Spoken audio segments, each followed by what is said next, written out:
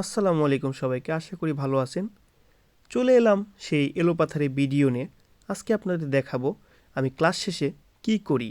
তো আজকে প্রচণ্ড বৃষ্টি ছিল, ঝুম বৃষ্টি বলা চলে, তার উপর প্রচণ্ড শীত, সব মিলে একদম একাকার অবস্থা।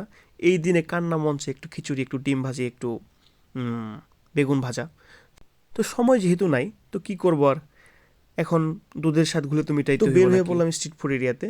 এখানে দেখুন লাইটের কারণে স্ট্রিট ফুড এরিয়াতে খুব সুন্দর লাগতেছিল, দেখতেও ভালো লাগতেছিল। এরপরে চলে গেলাম, খুঁজতে খুঁজতে চলে গেলাম সেই পরিচিত আমার এক ইন্ডিয়ান মামার দোকানে। মামার দোকানে গেতেই দেখলাম যে মামা খুব ব্যস্ত। ইনি, ওনার বাসা হচ্ছে কেরালাতে, কেরালার ঐতিহ্যবাহী ফুড বানায় আর কিছু কাবাব বিক্রি করে। তো যাই হোক, দেখেন ওনার সাথে এখানে চাইনিজে কিছু কথা বলতেছিল, মজার ঘটনা আমি আপনাকে পরে শেয়ার করতেছি। 印度的南边的东西。那你在做这些有什么遇到什么趣事之类的吗？就是比较有趣的事情。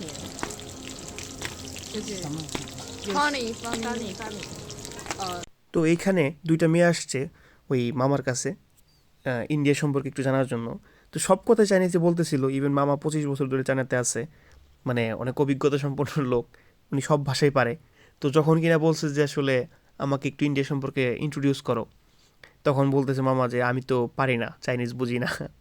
তো উনি চাইতেছিল না যে আসলে ইন্ডিয়া সম্পর্কে কিছু বলতে। তো যাই হোক, পরবর্তীতে আমি মেয়েদের বললাম যে আসলে উনি বলতে চাইতেছে না, একটু আড়ালেই বললাম। তো দেখেন এই যে খাবার টাবার বানাইতেছিল, কাবাব ফ্রাই করতেছিল। তো আমি মামার কাছে বললাম মামা আমি ওই রুটিটা খাবো। তো মামা দেখেন এই যে বানাইতেছে কলা টলা দিয়া একদম, সেই প্রো স্কিল একবারে, ঠিক আছে, প্রো প্লেয়ার। তো যাই হোক, তো বানানোর সাথে সাথে দেখলাম যে ওখানে কাবাবও আছে, বড় বড় কাবাব, খাসির কাবাব, প্লাস হাইজিনিক দেখে মনে হলো আচ্ছা ঠিক আছে খাওয়া যায়।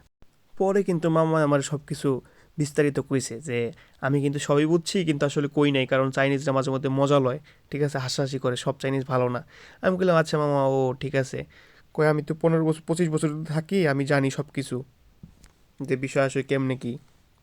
তো উনি এই জন্য বলে নাই। তো যাই হোক, মামার দোকানে আরও কিছু খাবার দেখে আমি বললাম আচ্ছা ঠিক আছে মামা, আমার জন্য একটা কাবাব বানাও তুমি, আমি কাবাবও খাবো। পরে রুটিও নিলাম, একটা কাবাবও নিলাম। আর এই যে সবচেয়ে বেশি মজা সুন্দর লাগছে এই ডিশটা দেখে, খুব সুন্দরভাবে সাজাইছে, এটা পাশের দোকানে ছিল।